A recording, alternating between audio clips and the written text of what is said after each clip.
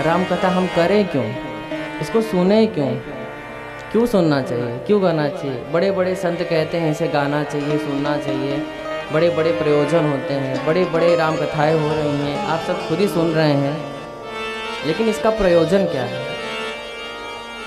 इसको आपने कभी सोचा? इसमें भी मूल कारण है।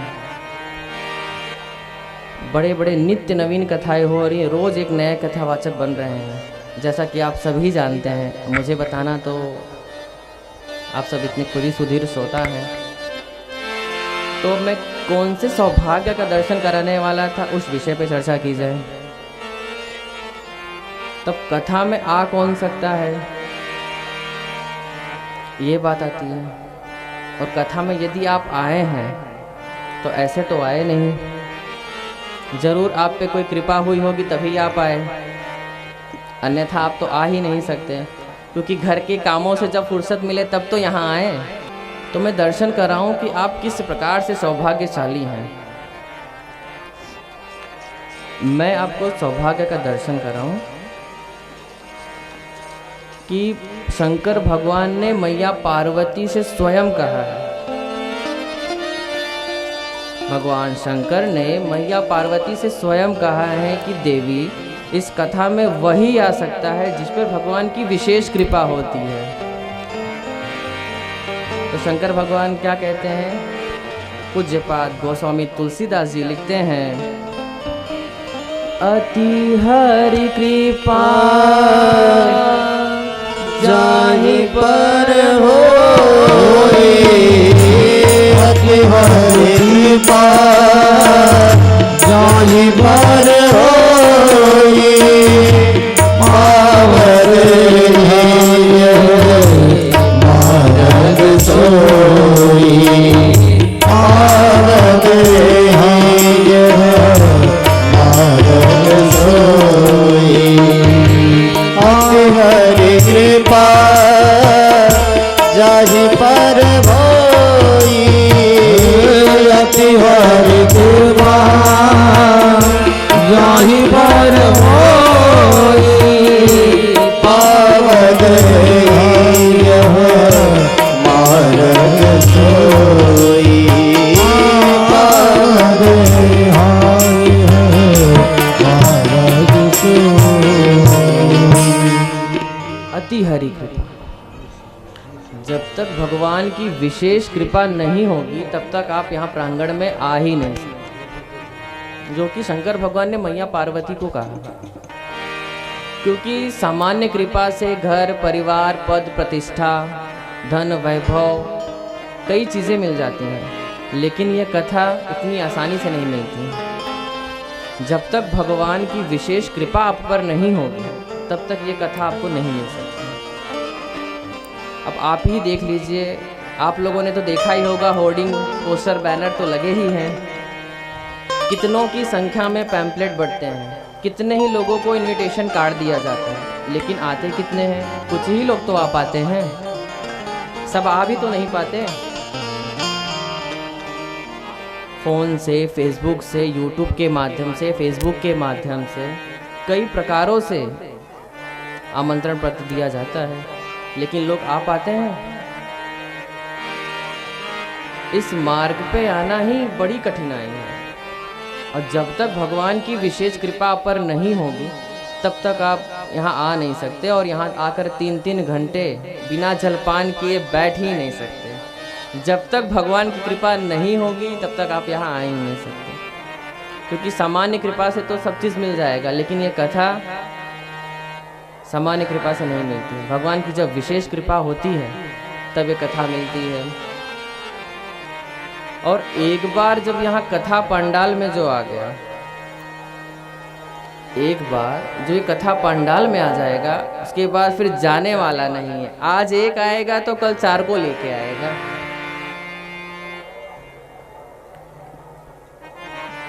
तो इस मार्ग में आना इतना कठिन है। पूज्यपाद गोस्वामी तुलसीदास जी लिखते हैं, आवत एहि सर अति कठिनाई, आवत एहि सर अति कठिनाई। राम कृपा बिनु आई न जाई। राम कृपा बिनु आई न जाई। श्री राम जय राम जय जय राम। श्री राम जय राम जय राम। आवत यहीं सर अति कठिन है, बहुत ही कठिन मार्ग है ये। इतना कठिन मार्ग है कि इसका वर्णन अब क्या करें हम। और एक मेन मोस्ट ऑफ बात ये है कि जब कथा में अगर कोई आ गया तो फिर यहाँ से वो जाने वाला नहीं है। तो यदि इसी चौपाई को हम थोड़ा चेंज करें, थोड़ा परिवर्तित करें तो आवत एही सरल बड़ी कठिनाई। आवत एही सरल अति कठिनाई। राम कृपा से जे आई न जाई। राम कृपा आई न जाई। राम कृपा बिना आई न जाई।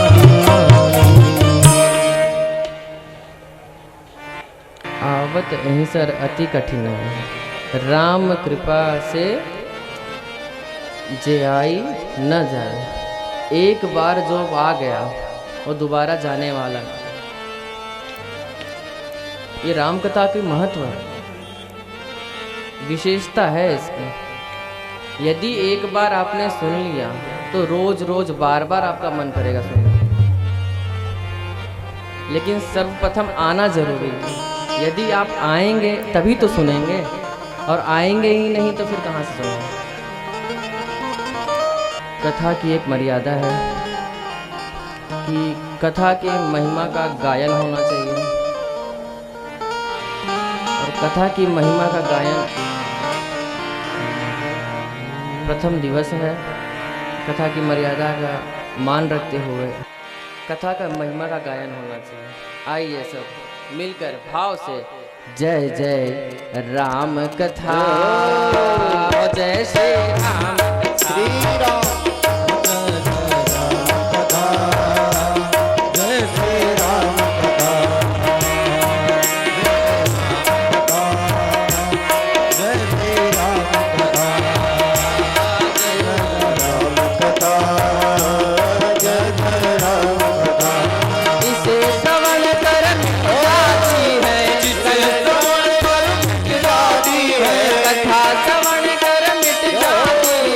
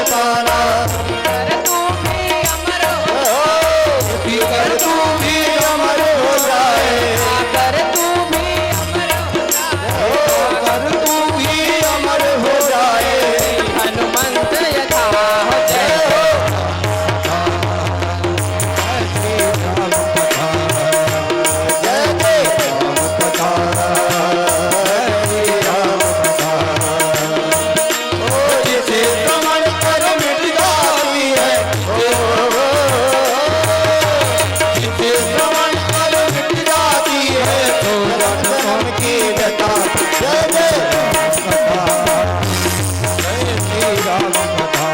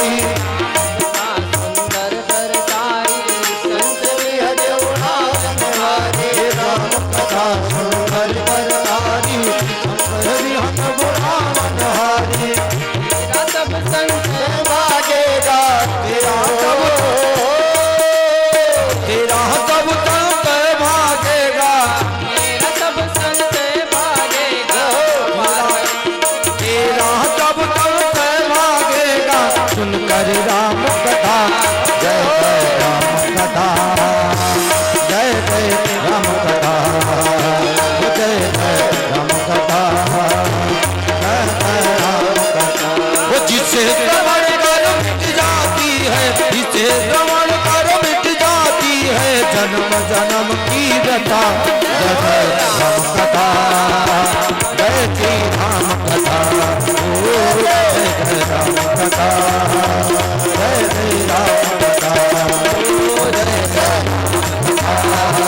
जय जय राम कथा जय श्री राम कथा जय श्री राम कथा जय श्री राम कथा जय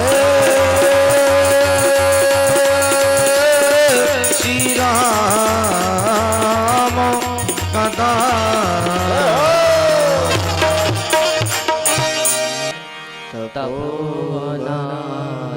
तपोवनादिगमनम् हरत्वा मृगकाञ्चनम् वैदेहीहरणं जटामरणं सुग्रीव संभाषणं बाली निर्दलं समुद्रतरणं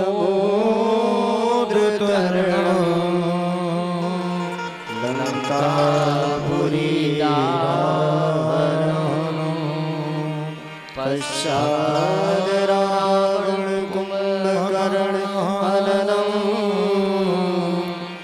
एतद् रामायणम्। एक श्लोक में ही हमने रामायण की चौपाई गा लिया, पूरे रामायण को ही गा लिया। आखिर हम क्यों बैठे हैं फिर? प्रश्न तो उठेगा ही। एक ही श्लोक में एक ही चौपाई में हमने पूरा रामायण को खत्म कर दिया। यही तो है रामायण। वही राम रावण की कथा तो है। दशरथ जी के 4 बेटे थे, उनमें से बड़े बेटे का नाम राम था, जिनकी शादी जनक की बेटी सीता जी से हुई थी। पश्चात रावण ने उनका हरण किया और उसके पश्चात राम भगवान ने युद्ध कर कर अपनी सीता जी को हासिल किया। यही तो है रामायण, और क्या? यदि और कुछ है तो बताइए, कुछ अगर नया पता हो तो बताइए। यही तो रामायण है, यही तो राम कथा है। अच्छा, राम कथा हमारे कितने काम आती है? आखिर ये कथा हम जो करवाते हैं, सुनते हैं, तो ये कथा हमारे कितने काम आती है? किस किस प्रकार से ये हमारे लिए लाभदायक है? लोग हम सभी सुन रहे हैं, लेकिन इसका भी तो प्रयोजन है, इसका इसका भी हेतु है, कारण है। यदि हम सुन रहे हैं तो इसमें भी कहीं ना कहीं कोई ना कोई रीज़न तो होगा ही कि आखिर हम कथा सुनते क्या हैं, सुनते क्यों हैं, इससे क्या मिलेगा हमें। इसके कारण, इसके हेतु, इसके प्रयोजन को जाने। कथा हमारे कितने काम आती है, आइए उसका दर्शन करें। कथा हमें ज्ञान समृद्ध कराती है। क्या समृद्ध कराती है? ज्ञान। कथा हमें सहनशीलता समृद्ध कराती है।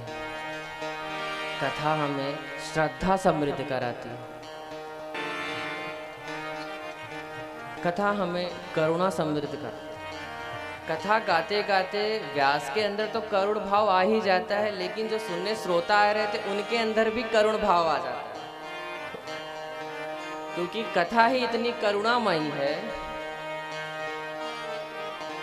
कि लोग सुनने से पहले ही समझ जाते हैं और करुण भाव अपने अंदर पहले ही प्रकट हो जाता है। इस प्रकार से करुणा समृद्ध कराती है। कथा का जो मूल तत्व है, हम कथा सुन रहे हैं, जो कथा का मूल तत्व है वो करुणा ही है। यदि करुणा है तभी ही कथा है, नहीं तो फिर कथा का मीनिंग ही नहीं है।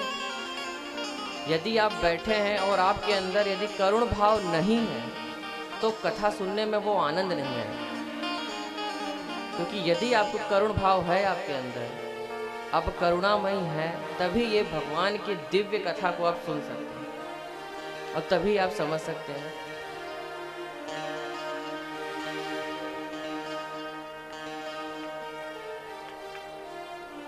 कथा की जो महिमा है, तो अभी हमने देखा कि करुणा समृद्ध कराती है, उसी प्रकार यह कथा धन समृद्ध कराती है।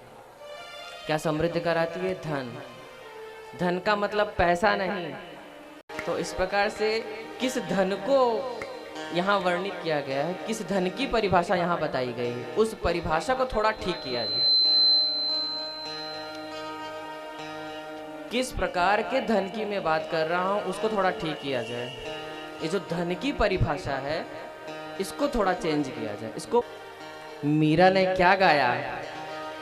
पायो जी मैंने राम रतन धन पायो, पायो जी मैंने राम रतन धन पायो, पायो जी मैंने राम रतन धन पायो।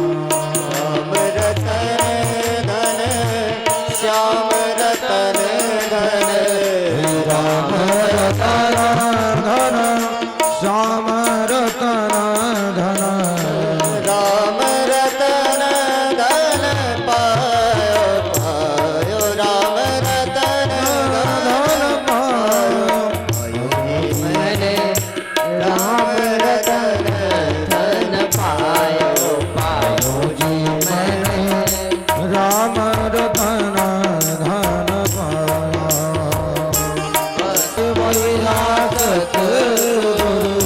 भव सागर तर आयो, भव सागर तर आयो, पायो जी मेरे राम रतन धन पायो, पायो जी मेरे राम रतन धन पायो, पायो जी मेरे राम रतन धन, राम रतन धन, राम रतन धन। बोलिए राजा रामचंद्र भगवान की जय। कथा हमें ज्ञान समृद्ध कराती है और उस ज्ञान की चर्चा को हमने किया। उसके साथ साथ हमने धन की चर्चा की। किस प्रकार का धन हमें मिलता है राम कथा से,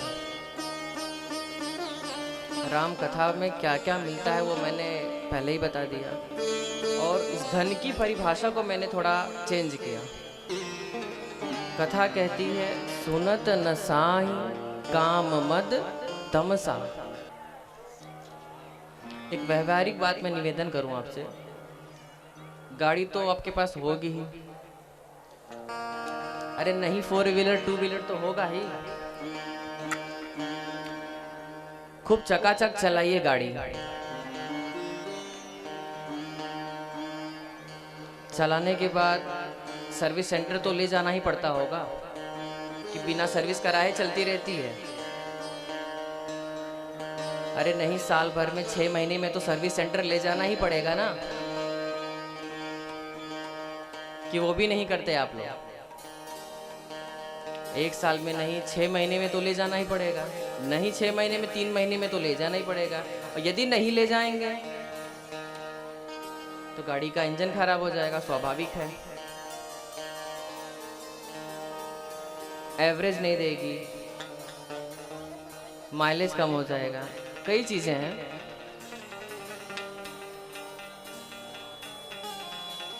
तो ये जो कथा पांडाल दिख रहा है ना आपको, जो कथा पांडाल है ये भी एक सर्विस सेंटर है। जिस प्रकार से गाड़ियों का सर्विस सेंटर होता है उस प्रकार ये कथा पांडाल भी सर्विस सेंटर है। अब आपके मन में विचार होगा ये कैसे सर्विस सेंटर हुआ। यदि महाराज जी कह रहे हैं कि सर्विस सेंटर है, लेकिन ये सर्विस सेंटर कैसे हुआ? यहाँ कौन सी गाड़ी, यहाँ कौन से मैकेनिक बैठे हैं कि हमारी गाड़ी को ठीक कर दें? तो ये गाड़ी की सर्विस सेंटर नहीं है, ये अपने शरीर की सर्विस सेंटर है।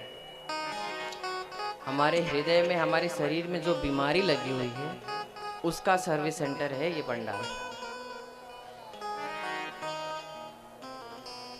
कथा पंडाल में एक बार आ गया तो अपने शरीर के जितने भी बीमारियां हैं, किसी भी प्रकार की बीमारियों का इलाज इस कथा पंडाल में हो जाता है।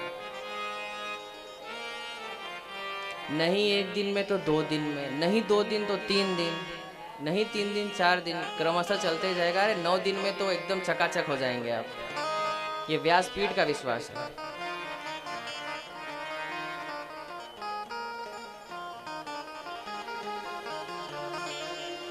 कथा पांडाल में आना सबसे बड़ी कठिनाई है, जैसा कि मैंने पहली चौपाई में ही आपको बताया कि कथा पांडाल में ही आना सबसे बड़ा कठिन मार्ग है। और यदि एक बार आ गए फिर दोबारा जाने वाले नहीं हैं आप। जाएंगे नहीं वो तो है, प्लस आपकी जो ये शरीर रूपी बॉडी है, जो गाड़ी है, इसकी भी सर्विस होगी, वो भी लाभदायक है। अब आप गिनते जाइए कितने लाभ मैंने गिना दिए आप लोगों को कि इस राम कथा से कितना लाभ मिलेगा। कितने लाभों को मैंने अभी बता दिया।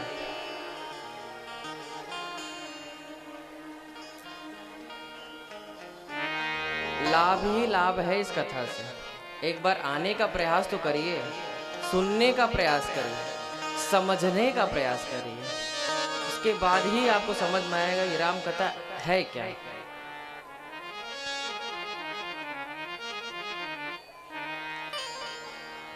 एक बात मैं निवेदन करूं आपसे, ब्रज की बात है। ब्रजवासी जा रहे थे सड़कों पे, तो दोनों मित्र थे, दोनों फ्रेंड्स हैं। तो एक ने उससे पूछा कि कहाँ जा रहे हो भाई? तो उन्होंने कहा कि राम कथा सुनने जा रहे हैं। बोले राम कथा सुनने जा रहे हो? तो उसने ब्रज की भाषा में बोला कि का धरो है ई कथा में। क्या कहा? का धरो है ई कथा में। उसने बोला का धरो है? रोज नित्य नवीन कथाएं हो रही, रोज नए नए कथावाचक गा रहे हैं, पब्लिक सुन रही है, लोग सुन रहे हैं, श्रवण कर रहे हैं, उसको समझ रहे हैं, और आप बोल रहे हो का धरो ई कथा में। तो उसने कहा कछु ना धरो ई कथा में। फिर वही बात, अरे ऐसा ना बोलो भाई, ऐसे कैसे, कुछ नहीं है। अभी कुछ देर पहले महाराज जी इतना लाभ बता रहे थे, बोल रहे हैं कुछ है ही नहीं, कछु ना धरो ई कथा में। कथा ही तो सब कुछ है। यदि समझे तो सब कुछ है, ना समझे तो कुछ नहीं। उसने बोला कुछ नहीं रखा है इस कथा में, जाने की कोई जरूरत नहीं है, रहने दो। ये सब कथा वाचकन को धंधा है। धंधा है? ये कैसे आप बोल रहे हैं भाई? ऐसा ना बोलो। अरे व्यास हैं, कथावाचक हैं, इस प्रकार से बोलना उचित नहीं है ना। बोले नहीं, बड़े बड़े कथावाचकों को ही धंधा है। बड़ो बड़ो पांडाल बनावे, मोटी मोटी दक्षिणा लेवे और जय श्री राम बोलवावे। और क्या है इस कथा में? ये कथा वाचकन को धंधा है। 3-3 घंटा जाए को वहां बैठो, ना जलपान ना कुछ ना कुछ। और हमें क्या मिलेगा इससे? हमें तो कुछ नहीं। व्यास जी आएंगे, मोटी मोटी दक्षिणा लेंगे और चलते बनेंगे जय श्री राम। बोल दो ना जय श्री राम। जय श्री राम। तो ब्रजवासी उसे बोलता है कि कछु ना धरो ही कथा में, मत जाइए। आइए, मैं आपको 1 मिनट में आपको राम कथा सुना देता हूँ। 1 मिनट? उसने बोला 1 मिनट में? कथावाचक 3-3 घंटा बैठते हैं, कभी कभी बार तो 4-4 घंटे बीत जाते हैं, और आप बोल रहे हैं कि 1 मिनट में हम कथा सुनाएंगे। वो कैसे? वो कैसे आप सुनाएंगे? 1 मिनट में 3 घंटे की कथा को, 4 घंटे की कथा को आप 1 मिनट में सुनाएंगे? ये कैसे संभव है? या तो आप बहुत बड़े ज्ञानी होंगे। तो उसने बोला 1 मिनट में कैसे सुनाएंगे कथा आप? 1 मिनट में तो कोई कथा ही नहीं हो सकती। तो उसने व्रज की ही भाषा में बताया कि आओ मैं आपको 1 मिनट में ही सुनाता हूँ कथा। तो उसने व्रज की भाषा में ही बोला, एक राम एक रावणा, एक छत्री एक वामना। जय हो। वाने वाकी नारी चुराई, वाने वाको लंक जरायो। बात बात में पोथन्ना, जय हो। तुलसी लिख गए पोथन्ना। लो, सुना तो दिया मैंने 1 मिनट में कहानी। यही तो है राम रावण। और क्या है? और क्या नई बात सुनने आ पाया? क्या सुनने जाओगे वहां पे? 1 मिनट में जो मैंने बता दिया वो 3-3 घंटे हमारा बर्बाद करेंगे, ऊपर से 9-9 दिन बर्बाद करेंगे, वो अलग। 3 घंटे तो करेंगे ही, 9 दिन करेंगे, वो अलग। और मैंने 1 मिनट में ही आपको कथा सुना दी।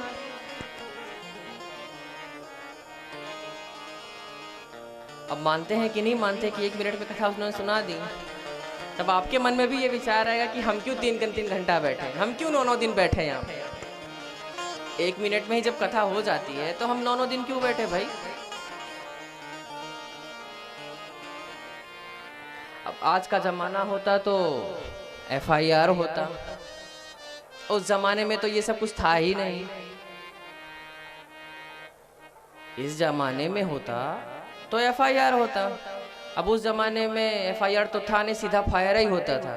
सीधा फायर हुआ और लंका जल गई। अब यहाँ FIR की बात हो रही, उधर तो सीधा फायर ही होता था। अब यहाँ सोचते हैं कि फायर होगा, उस जमाने में था सीधा फायर। FIR के चक्कर में क्यों ना सीधा फायर ही कर दो। सीधा लंका को जलाया और सीता माँ को लेके चले आए।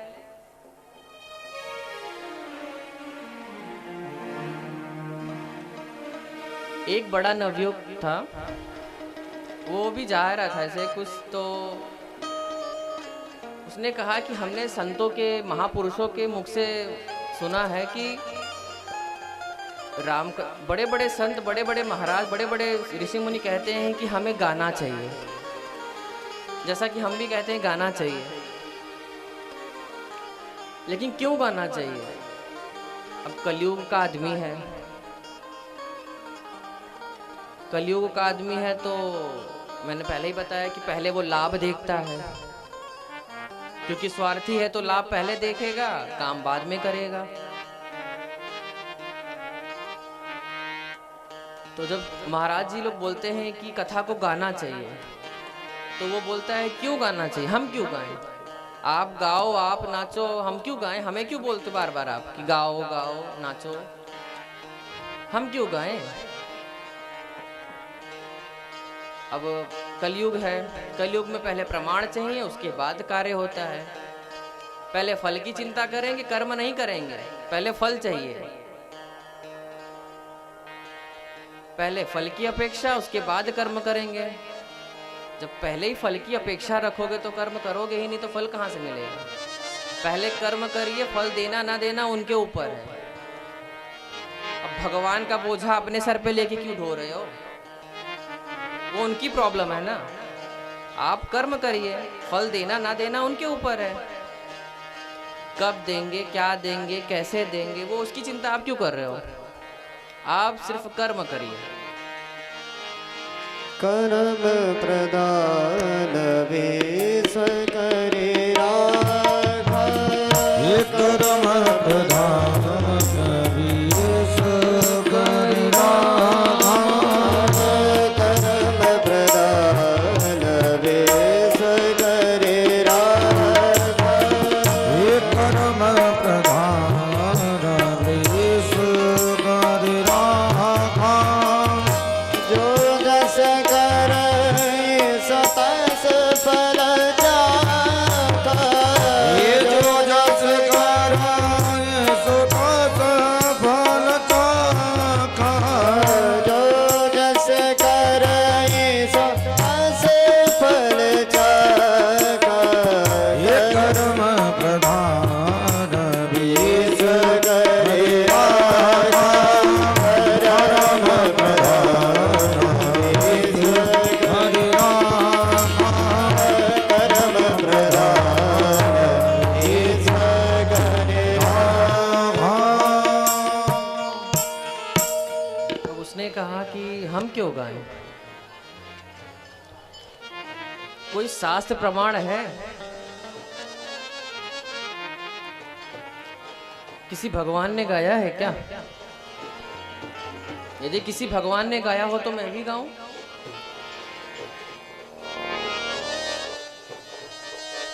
तो जब भगवान ने गाया है कि नहीं गाया है, इसका भी परिचय कराना जरूरी है। बाबा कहते हैं, गावत ब्रह्मादिक मुनि नारद, गावत ब्रह्मादिक मुनि नारद, वाल्मीक भी ज्ञान विशारद, वाल्मीक भी ज्ञान विशारद, गावत ब्रह्मादिक मुनि नारद, गावत ब्रह्मादिक मुनि नारद, गावत ब्रह्मादिक